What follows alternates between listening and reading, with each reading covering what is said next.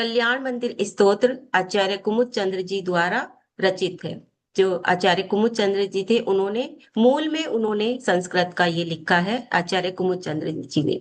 और इसमें पार्श्वनाथ भगवान की भक्ति आराधना की गई है। जैसे भक्तांबर स्तोत्र में आदिनाथ भगवान की भक्ति आराधना है, उसी प्रकार से कल्याण मंदिर स्तोत्र में पार्श्वनाथ भगवान की भक्ति आराधना की गई है। ठीक है। इसी के ऊपर एक छोटा सा एक किताब लिखी गई है। उसी कॉन्सेप्ट पे हमने इसमें जो सबसे ज्यादा इसमें लिया है, वो लिया है कि कल्याण मंदिर स्तोत्र मंत्र यंत्र तंत्र विधि विधान युक्त, ये हमारा इसके अंदर कॉन्सेप्ट रहा है।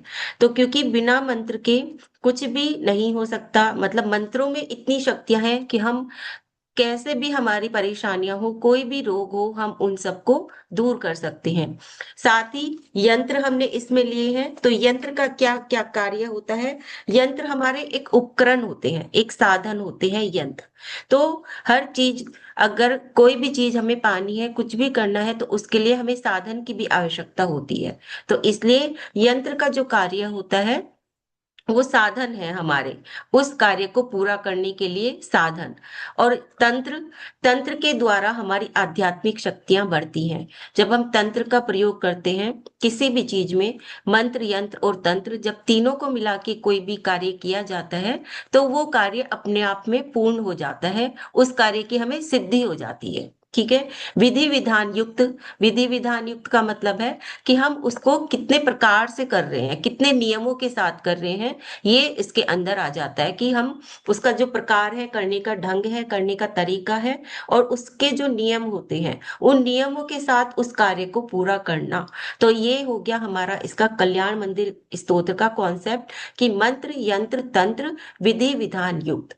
ठीक है। तो हम जब सारी चीजों का समावेश करके जब हम इस कार्य को प्रारंभ करते हैं, और इसमें हम एक एक चीज को लेते हैं, एक एक काव्य इसका जो है कल्याण मंदिर स्तोत्र का अपने आप में बहुत ही पावरफुल है। बहुत सारे चीजों को ठीक करने वाला है, बहुत सारे रोगों का इलाज इसमें शारीरिक रूप से तो है ही। अगर हम शारीरिक रूप से बीमार हैं, रोगग्रस्त हैं, तो उनका तो यहाँ पर इलाज है ही हर काव्य के साथ। साथ ही साथ हमारी मानसिक परेशानियां और हमारे भावनात्मक रूप से भी हम इससे हील हो सकते हैं, ठीक हो सकते हैं। ठीक है। साथ ही साथ ये हमारी आध्यात्मिक विकास करता है, आध्यात्मिकता को बढ़ाता है। यानी कि इनको करने से, पढ़ने से हमारी इंट्यूशन पावर भी बढ़ती है। जितना जितना हम इसको करते हैं, पढ़ते हैं, हमारी उससे इंट्यूशन पावर भी तेज होती है, हमारी आध्यात्मिकता भी बढ़ती है। ठीक है।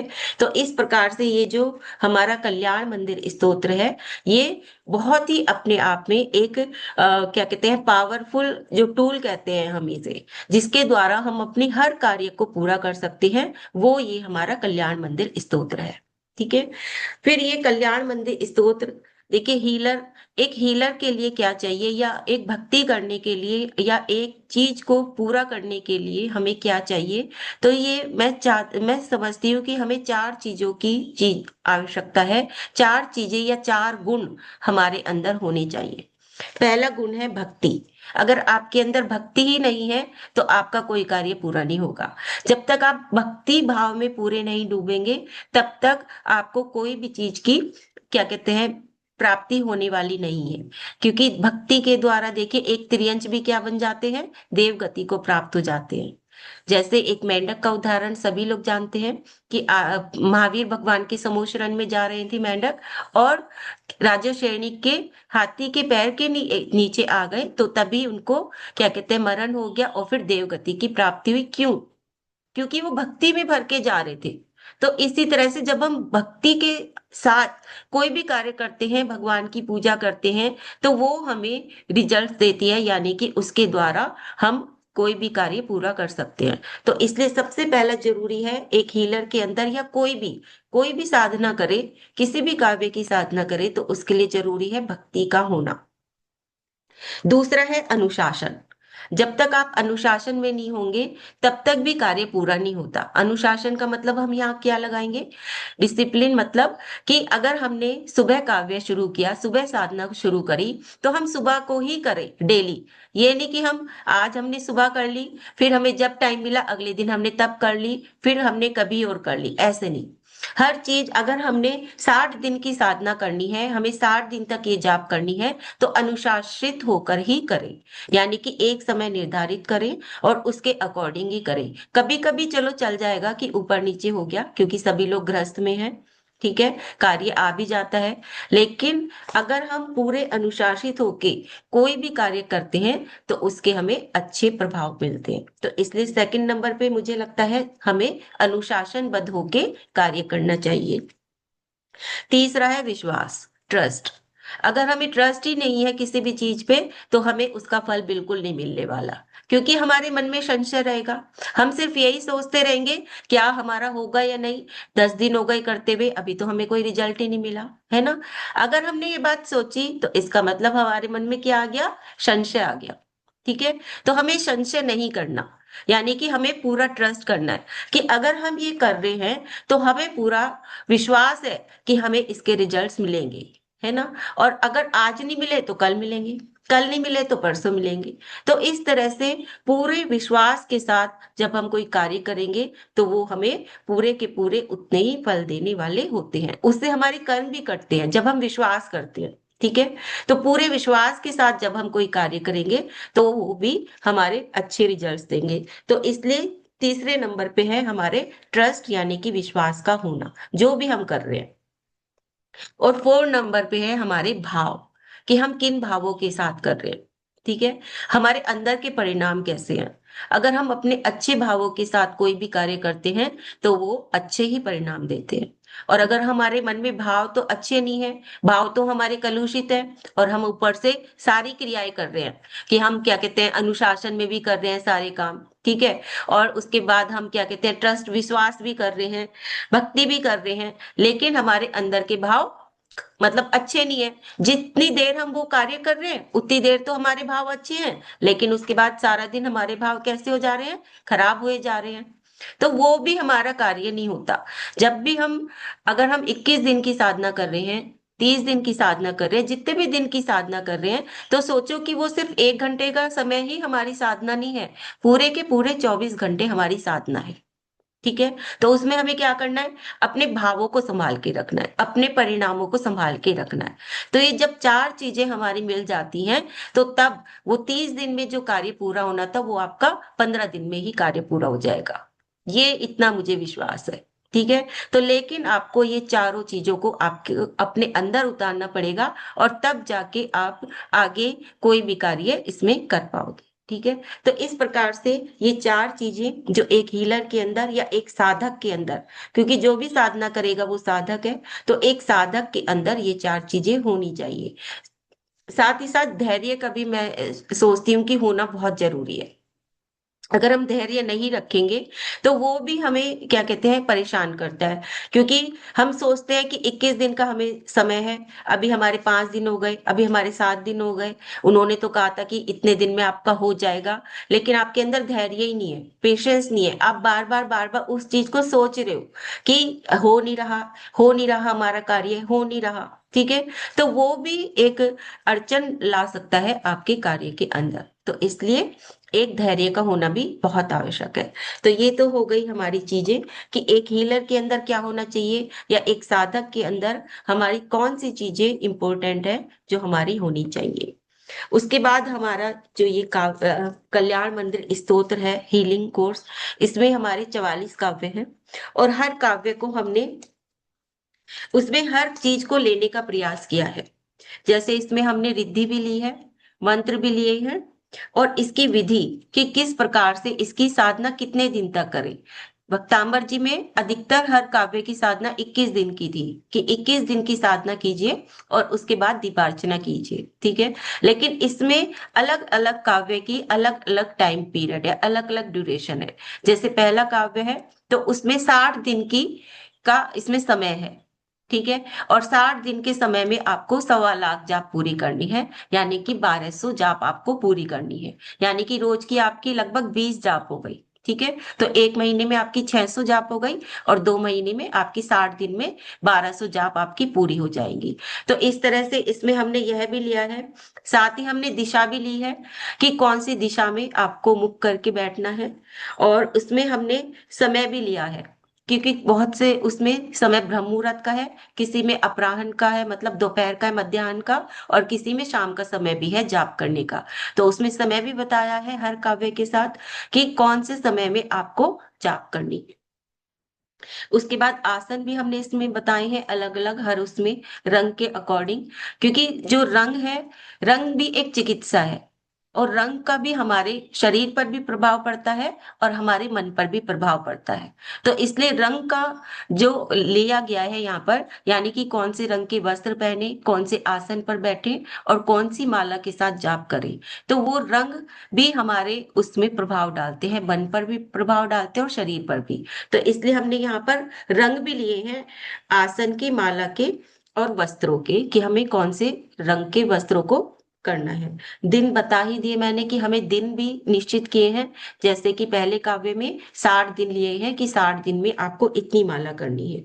साथ ही हमने बीजाक्षर भी इसमें ऐड किए हैं, कि जैसे आपने सुबह आपने साधना कर ली, ठीक है, फिर उसके बाद सारा दिन अगर आप उस बीजाक्षर को भी अपने क्या कहते हैं बोलते रहेंगे, या उसकी एक जाप भी कर लेंगे, दोबारा से शाम के वक्त उसकी जाप कर लेंगे, तो वो बीजाक्षर भी क्या होगा, आपको और ज्यादा आपकी ऊर्जा को बढ़ाएगा। वो जो आप साधना कर रहे हैं, जिस भी कार्य के लिए, जिस भी पर्पस के लिए वो आप साधना कर रहे हैं, तो वो आपके उस ऊर्जा को और ज्यादा बढ़ा देगा। तो इसलिए हमने यहाँ पर बीजाक्षर भी ऐड किए हैं।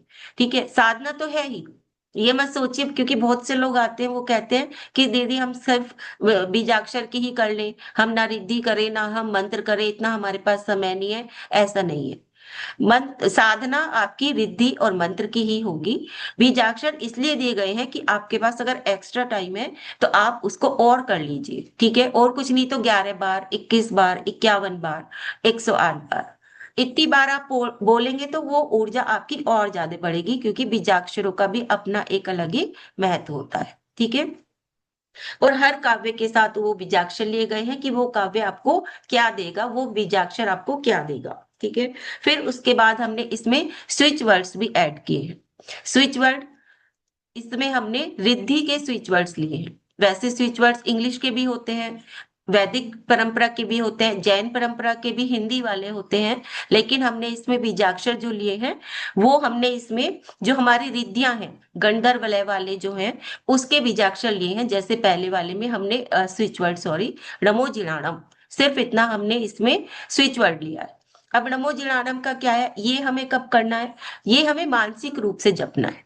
हम सारा दिन बैठकर साधना नहीं कर सकते, ठीक है, वो तो हमें 20 जाप करनी है, हमने वो कर ली, सुबह के वक्त हमने वो कर ली। अब हम सारा दिन क्या करें, अब बीजाक्षर का भी हम बैठ के करेंगे, और बीजाक्षर को अगर हम उच्चारण करके करेंगे तो वो हमारी बॉडी को वाइब्रेट करेगा, मौन होके नहीं, उच्चारण करके। बीजाक्षर जब किए जाते हैं तो उच्चारण करके किए जाते हैं, ठीक है, जैसे ओम, ठीक है, तो वो हमारी पूरी बॉडी वाइब्रेट करते हैं।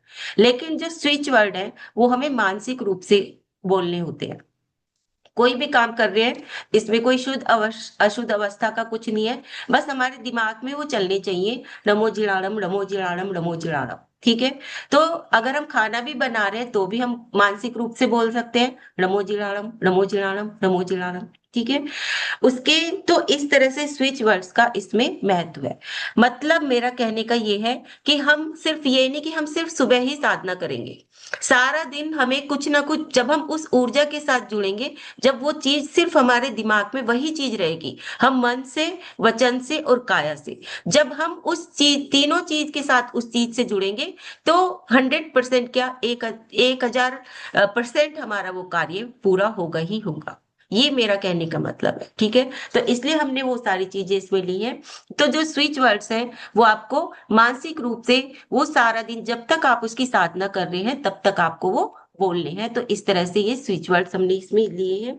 साथ ही हमने चक्र भी बताए हैं कि कौन सा काव्य आपके कौन से चक्र से रिलेटेड है, ठीक है, या कौन से चक्र को वह ठीक कर सकता है, क्योंकि चक्र 7 होते हैं, सभी लोग जानते हैं, और वो चक्र से ही हमारी बीमारियां होती हैं।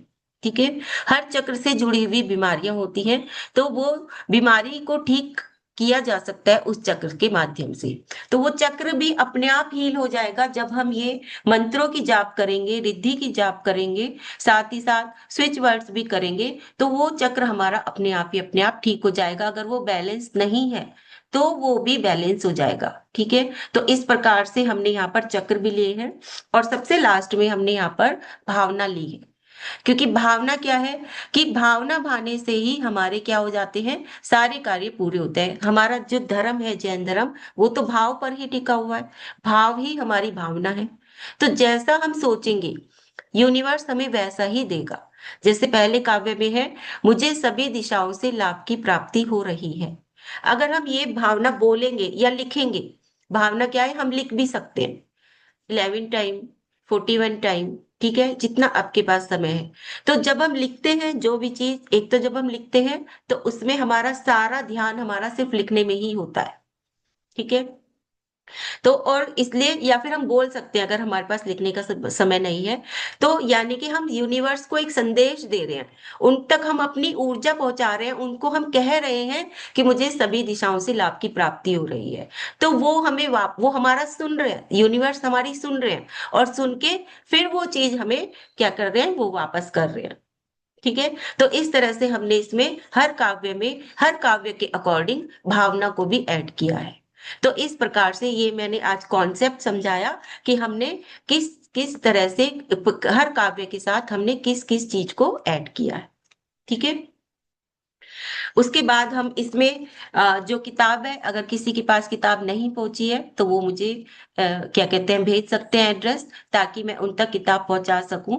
और भी बहुत सारी चीजें हैं इसमें। इसमें जो यंत्र हैं वो भी मेरे खुद के ही बनाए हुए यंत्र हैं, सारे कलर मैंने हाथ से ही भरे हैं, और फिर उसको सारे स्कैन कराए, सारे खुद से ही हाथ से भरे हुए हैं। साथ ही इसमें इसमें ब्राह्मी लिपि में भी मैंने ये कल्याण मंदिर स्तोत्र पूरा लिखा है, तो वो भी इसके अंदर आपको मिल जाएगा।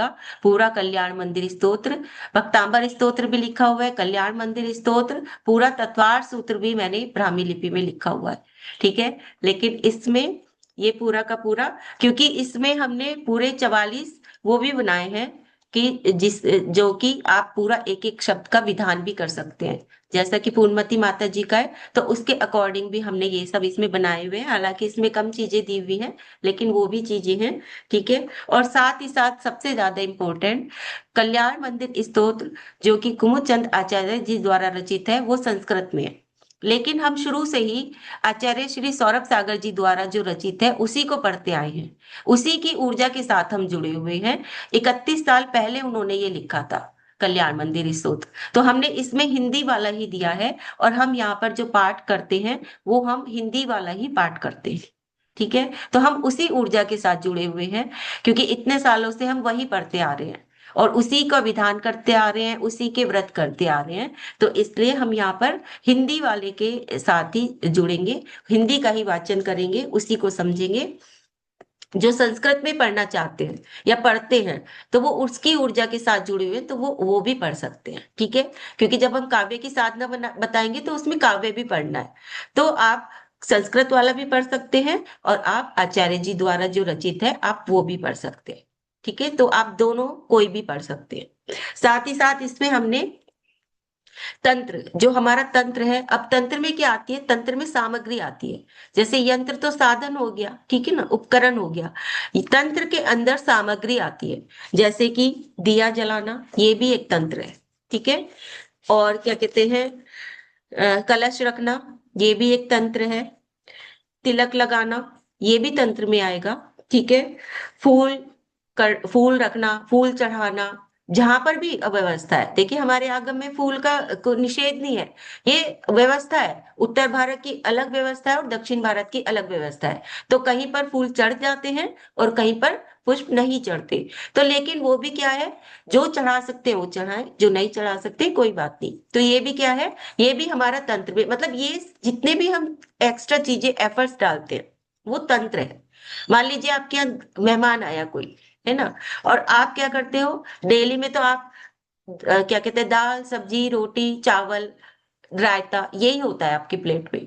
लेकिन जब कोई मेहमान आ जाता है तो आप एक्स्ट्रा एफर्ट्स डालते हो, है ना, 2-3 सब्जियां एक्स्ट्रा बना ली, पनीर की सब्जी बना ली एक्स्ट्रा, और ज्यादा ढोकला बना लिया, है ना, एफर्ट्स डालते हैं। तो ये जो तंत्र है ये क्या है, हमारे एक्स्ट्रा एफर्ट्स है। ठीक है। जैसे कि हम क्या कर रहे हैं, हम मंत्र साधना कर रहे हैं, मंत्र तो है ही, मंत्र के बिना तो कुछ नहीं होगा। मंत्र कर रहे हैं, काव्य पढ़ रहे हैं, ठीक है, रिद्धि भी पढ़ रहे हैं, यंत्र भी हमने रख लिया।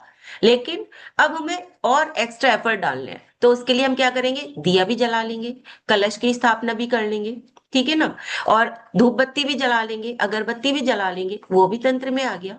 ठीक है। और कुछ नहीं तो हम धूप खेते हुए भी साधना कर लेंगे, फ्लावर्स भी रख लेंगे, फ्रूट्स भी रख लेंगे, क्योंकि हम क्या कर रहे हैं, हम उस मंत्र के देवता का आवाहन कर रहे हैं मंत्र के माध्यम से। ठीक है। तो उनके लिए अब कोई मेहमान आ रहा है, तो उसके लिए आप कुछ ना कुछ तो एफर्ट्स डालोगे ना। अब अगर आचार्य श्री को या किसी मुनि महाराज को घर लाना है, तो घर सजाओगे ना फूलों से, है ना। तो ऐसे ही अगर हम किसी देवता का आवाहन कर रहे हैं, तो हम फूल भी उन्हें क्या कहते हैं, उनको सर्व करेंगे, फूल भी रखेंगे वहां पर, फूलों से भी अर्चना कर सकते हैं। वो आगे आएगा कि कहाँ हमने कौन सी अर्चना कर रही है। तो इसी उद्देश्य को लेके हमने यहाँ पर अष्ट द्रव्य के भी लिए हैं तंत्र के अंदर। अष्ट द्रव्य जो हमारे पूजा में चढ़ते हैं, जल, चंदन, अक्षत, पुष्प, नैवेद्य, दीप, धूप और फल, ये 8 द्रव्य लिए हैं। और उसमें भी हमने हर काव्य के अनुसार कौन सी काव्य में कौन सा द्रव्य चलेगा, उसको भी हमने यहाँ पर इसके साथ ऐड किया है। जैसे कि पहला काव्य है, क्योंकि पहला काव्य हमारा किस लिए है, कि हमें धन, लक्ष्मी आदि लाभ की प्राप्ति हो, तो इसके लिए हमने यहाँ पर फल द्रव्य को लिया है पहले काव्य में। ठीक है। तो इस प्रकार से हमने यहाँ पर द्रव्य को भी लिया है, कि हम द्रव्य एक एक आगे हर काव्य के अकॉर्डिंग कि कौन से काव्य में कौन सा द्रव्य लगेगा, तो वो हमने लिया है। और साथ ही साथ हर साधना के बाद, जैसे भक्तांबर जी में 21 दिन की साधना करी, उसके बाद दीपार्चना की जाती है ना। चाहे आपका कार्य पूरा हुआ हो या नहीं हुआ हो, एक दीपार्चना कर ले समापन के रूप में। ऐसे ही हमने यहाँ पर लिया है, हर उसके एक मांडले बनाए हैं 8 द्रव्यों के। यानी कि आपने जिस भी काव्य की साधना की, उसी की ही आपको लास्ट में क्या करनी है, अर्चना करनी है। जैसे पहला काव्य हमारा फल है, तो फल में हमने जब अगर हमने इसकी साधना की, तो हम लास्ट में क्या करेंगे, फलार्चना, यानी कि फल के द्वारा अर्चना। ठीक है। और उसका मांडला अलग है, किताब में सारी चीजें हैं पीछे, कौन सा मांडला कैसे है, और वो हम करते भी हैं। अभी हम लोगों ने 44 ये क्या कहते हैं, अर्चना थाप भी रखी है, यानी कि पहले 8 करेंगे, फिर उसके बाद दोबारा से रिपीट, यही इस तरह से हमारी जो हमारी इसी साल हमने प्रारंभ की थी, और उसमें हमारी 4 हो चुकी है इस महीने की। पहले भी हम करते आए हैं जब से हमने ये कॉन्सेप्ट शुरू किया है, और उसके भी बहुत अच्छे रिजल्ट्स हैं। जब भी हम कोई अर्चना इस तरह से करते हैं, तो उससे भी अपने आप उन मंत्रों के उच्चारण से अपने आप सब हील हो रहे हैं, क्योंकि उसमें हम काव्य भी पढ़ते हैं, रिद्धि भी पढ़ते हैं, और मंत्र भी पढ़ते हैं, और अर्घ भी पढ़ते हैं फिर। ठीक है। तो इस प्रकार से आज थोड़ा सा सिर्फ इंट्रोडक्शन के लिए मैंने यहाँ पर ये समझाया। अब दीपा जी, आप अनम्यूट हो, और अगर किसी को कुछ पूछना है, कोई भी डाउट है, तो वो पूछ सकते हैं। नहीं, बहुत अच्छा लगा, बहुत अच्छे से समझ में आया, बहुत सरल शब्दों में हम लोगों को आपने समझाया, बहुत अच्छा लगा। और जैसे आपने बताया लास्ट वाला पॉइंट, अभी जो आपने डिस्कस किया कि हमने अलग अलग, मैंने देखा था आपकी पूरी बुक पढ़ी है, वो भी मांडले भी देखे और समझ में भी आया। लेकिन जो अभी आपने पॉइंट रखा ना कि आपके 4 साधना हो चुकी, उसको थोड़ा सा और डिस्क्राइब करिए, क्योंकि जब तक हम करेंगे नहीं तब तक समझ में नहीं आएगा। देखिए, जो मतलब हमारी अर्चना है, जैसे अब हम हर फ्राइडे करते हैं, ठीक है, तो हमने पहले सबसे पहले हमने जल अर्चना की, तो उसके लिए जो अर्चना वाला मांडला है, यानी कि हाँ। ओम है, ठीक है हाँ, ना। आप शेयर कर सकते हैं तो कर दीजिए, शेयर कर सकते हैं अभी। वैसे तो सबके पास बुक है, आप बुक का पेज नंबर बता दीजिए। ठीक है। तो अच्छे से समझ में आ जाएगा सबको। ठीक है, वैसे इस फ्राइडे आप देख भी लेंगे, जब आप आंखों से देखेंगे तो आपको शायद हाँ ज्यादा हाँ, तब समझ में आएगा। ठीक है। 174 पेज पर, बता दीजिए। 174। 174, ओके।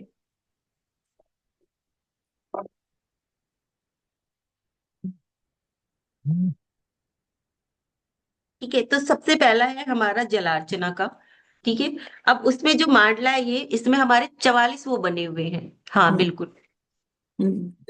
मेरे को लेकिन उल्टा दिख रहा होगा सबको इमेज, नहीं सब नहीं, अपनी बुक सीधा में दिख रहा है। देख। अच्छा, मेरे को आउटलाइन उल्टा पे। दिखाई दे रहा है, ठीक है। हाँ ठीक है। जी। हाँ ठीक है, ये हमारा ये वाला मांडला है पहला जलार्चना का। ठीक है। क्लियर नहीं है आपका, बस थोड़ा सा ये है। हाँ। थोड़ी ब्लर है हमारी इसकी हाँ। स्क्रीन पे फोटो, हाँ। हाँ बिल्कुल। ठीक है, अब इसमें हमें क्या करना है, ये हमारा मांडला हमने निकलवा लिया। उसके बाद हमें जल, क्योंकि जल चढ़ाना है तो जल चढ़ाएंगे तो उसके लिए पात्र चाहिए। तो हम क्या करेंगे, आ 44 कटोरी हमने रखी हुई है, अच्छा। वो हम इनके ऊपर रख देते हैं। और अच्छा। एक एक काव्य पढ़ते जाते हैं, प्रासुक जल लेते हैं जैसे कि हमारा अभिषेक का जल होता है, हाँ। ऐसे हम प्रासुक जल लेंगे। ठीक है, और हमने पहला काव्य पढ़ा, रिद्धि पढ़ी, मंत्र पढ़ा, और फिर जब हम उसका अर्घ बोलेंगे तो हम वो एक उसमें चढ़ा देंगे। इस तरह से हम ये 44 वो करते हैं। इस तरह से हम एक अर्चना करते हैं। पहले जलार्चना करी, फिर हमने उसके बाद चंदनार्चना करी, उसके बाद हमने अक्षत से करी। तो अक्षत में क्या है, क्योंकि ये हमारे रोगों को दूर करने के लिए है। मेन पर्पस हमारा क्या है कि हमारी परेशानियां दूर हों, हमारे रोग दूर हों। साथ ही हमने इसमें इसे ग्रह ग्रह से भी जोड़ा हुआ है, जो नवग्रह है।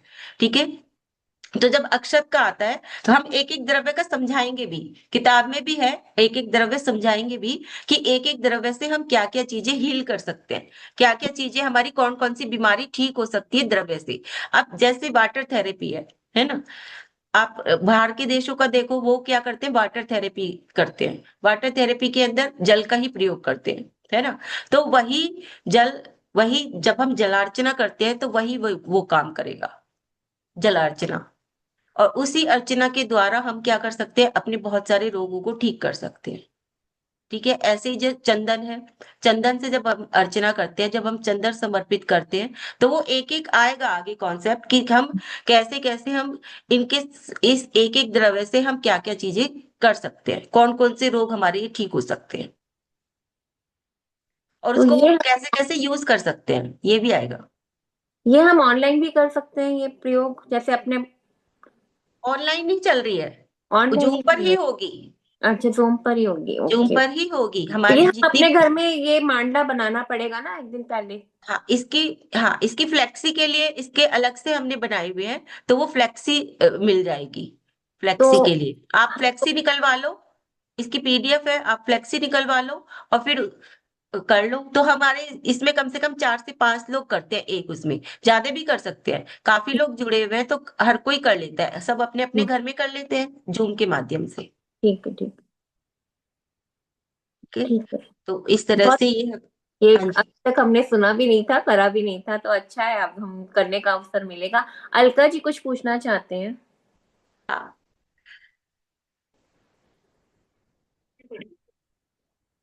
बंद करो। हाँ, जय जिनेन्द्र दीदी। जय जिनेन्द्र।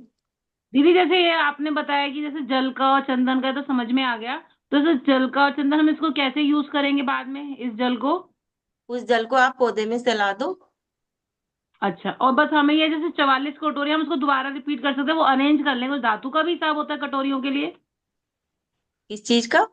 धातु, धातु मतलब स्टील नहीं की, नहीं, पीतल की? आप स्टील की ही ले लो। ठीक है, ठीक है। एक साइज की हम 44 ले लें। तो दीदी, जैसे इसमें अलग अलग बीजाक्षर हैं, तो उसमें मतलब अरेंज करना होता है, उसमें नंबर्स भी पुट होते हैं? उसमें बने हुए हैं ना, पॉइंट्स अच्छा, बने हुए हैं ना, आपने बने देखा। होते हैं। हाँ ठीक है, तो आपको वो और वैसे भी अरेंज कर लो। अभी मैं ग्रुप्स में रील्स भी भेज दूंगी, पुरानी जो हमारी रील्स हैं, जो हमने छोटी छोटी ऐसे ही क्लिप लिए हुए हैं। ठीक है, कि हाँ, किस तरह से दीदी हमारी आपकी हुई हुई आई है। भी है, देखी भी है, एक आप कर रहे हो। हाँ। तो उसमें कटोरियां अरेंज कर रखी है, फिर आप जैसे अर्घ चढ़ा रहे हो। हाँ, कटोरियां हाँ, एक ही तो बार आ गई, और अब उसी में हम उसी में चंदन कर लेते हैं, उसी में अक्षत कर लेते हैं, उसी में पुष्प कर लेते हैं, सारे उसी में हो जाती हैं। ठीक है, मांडले अलग अलग रख लो हम्म। अच्छा। और वो सब कर लो। अक्षत में हमने नवग्रह लिए हैं, तो हम 9 ग्रह की 9 प्रकार की अनाज ले लेते हैं। क्योंकि ये क्या हो हम्म। गया, हम बीमार है तो कहा जाता है ज्योतिष में दान कि करना। दान करो, क्या दान करो, अनाज दान करो, है ना। अनाज। तो वो हर ग्रह के, वो तो उससे हमारे क्या हो जाते हैं, वो जो भी परेशानी है, कोई ना कोई ग्रह से ही रिलेटेड परेशानी होती है जो कमजोर है, अगर ज्योतिष का ज्ञान है तो। ठीक है ना। तो जी उस वो भी हमारी वो सब दूर हो जाती है, अक्षत का ये फायदा है। वो बाकी आगे के कॉन्सेप्ट में आएगा। पुष्प से क्या होता है, पुष्प से हमारा सौंदर्य, जितने भी चर्म रोग है वो सारे हमारे पुष्प से ठीक होंगे। पुष्प क्या करता है, हमें सौंदर्य देता है ना, हमें जी मानसिक रूप से वो खुशी देता है। जब भी आप किसी फ्लावर के बगीचे में जाओगे तो आपका मन प्रसन्न होता है। पुष्पों को देख के, फूल को देख के किसका मन नहीं खिलता। तो ऐसे ही पुष्प क्या करते हैं, जो मानसिक रोगी है उन्हें पुष्प अर्चना करनी चाहिए, ताकि उनका जो मानसिक बीमारी है, जो तनाव है, डिप्रेशन है, वो दूर हो। ठीक है, तो तो दीदी इस फिर तरह से। माडला हाँ, जो है हम कौन सा निकलवाएं फिर, जैसे 2-3 तरह के सारे सारे सारे निकलवाएं? जो सारे आपको करना हो, जो आपको करना हो वो निकलवाओ। ठीक है। अभी तो हमारी एक टीम बनी हुई है पूरी की पूरी, हमारे फरवरी तक की बुक है। अगर आगे किसी को भी करनी है तो वो मैसेज करें, ताकि हम उनका नाम नोट कर सके कि आज की ये लोग करेंगे। ठीक है। ठीक है, थैंक यू दीदी। हमें फ्लैक्स का भी आप वो भेज दीजिए पीडीएफ, तो हम निकलवा लेंगे, फ्लैक्स बनवा लेंगे। ठीक है। ठीक है। और अगर कहीं शादरे में बनते हैं तो एड्रेस भी बता देना, मैं वहीं बनवा लूंगी। और औरों को भी ठीक। भेज दूंगी। ठीक है। हाँ जी। बिल्कुल। ठीक है। बहुत और किस। अच्छा लग रहा है, मतलब एक्साइटमेंट हो रही है एक अंदर से ना, जो चीज की बहुत ज्यादा प्यास थी और वो जाके हमें कुआं ही मिल गया, सागर ही मिल गया। वो चीज लग रही है, बहुत अच्छा लग रहा है। नहीं, मैं कोशिश कर रही हूँ कि बता सकूं, जितना भी थोड़ा बहुत ज्ञान है मुझे वो दे सकूं, बता सकूं। जो आचार्य श्री का कॉन्सेप्ट है पूरा का पूरा, जो अष्ट द्रव्य वाला है, उन्हीं का ही उन्होंने जो सिखाया, जो पढ़ाया, जो समझाया, मैं जितना भी उतार पाई, जितना भी मैं कर पाई। हालांकि उनका बताने का मैं इतना नहीं कर पाई, इतना मुझ मेरे अंदर ज्ञान है नहीं, कि मैं बहुत अच्छा करा रहे हो आप, बहुत अच्छा करा रहे हो, बहुत अच्छा करा रहे उनकी हो। पूरी बात को समझ के और उतार पाऊं, इतना मेरे अंदर ज्ञान है नहीं। लेकिन फिर भी जितना भी मैं कर पाई। आने वाले हैं सौरभ सागर महाराज जी, इधर ही आने वाले हैं हमारी तरफ ही। आज ही मैं उनके पास होके आई हूँ, और मैंने अच्छा। आपकी चर्चा की अच्छा। थी। और मैं अच्छा। आशीर्वाद लेके आई हूँ क्लास के लिए धन्यवाद। हाँ कि हाँ। मुझे क्या कहते हैं, आज से मैं ऐसे नया बैच शुरू कर रही हूँ, और मुझे अच्छा। आशीर्वाद तो आपका मैंने बताया वो हाँ, बताया। जानते हैं महाराष्ट्री। हाँ, हाँ। जानते। हाँ जी। बहुत बहुत अनुमोदना आपकी दीदी। मैं थोड़ा दे बार बार वीडियो बंद कर रही हूँ, छोटी गुड़िया है इसलिए थोड़ा सा टाइम लग रहा है मेरे को, इसलिए सुन रही हूँ पूरा। बहुत बहुत अनुमोदना आपकी। बहुत बहुत बहुत बहुत अनुमोदना आपकी, बहुत बहुत अनुमोदना। धन्यवाद। धन्यवाद। हाँ, कल हम पहला श्लोक कल से करेंगे। कल से करेंगे, आज तो मैंने बस थोड़ा सा बताया है, इंट्रोडक्शन दिया है। ठीक है। ठीक है, कल से बहुत। पहला 2 काव्य ले लेंगे, एक दिन में 2 काव्य हो जाएंगे हमारे। हाँ जी, हाँ जी। सभी ओके। अपने पेन और डायरी रेडी रखिए। जिनको भी नोट करने का शौक है तो कम से कम लिख के अपने पास नोट्स बना लीजिए, इतना अच्छा ज्ञान मिल रहा है घर बैठे।